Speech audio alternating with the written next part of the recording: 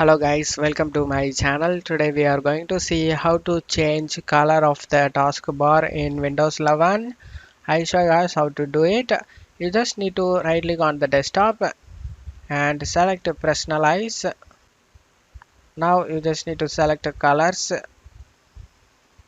and now you just need to select choose your mode. Click on this drop down and select custom, and now choose your default Windows mode. Set this to dark. Click on this drop down and set this to dark, and after doing it you just need to scroll down, and now you just need to turn on this option guys, show accent color on start and taskbar. You just need to turn this on. After turning on this, now you can select your preferred color over here, and that's all you have to do it guys.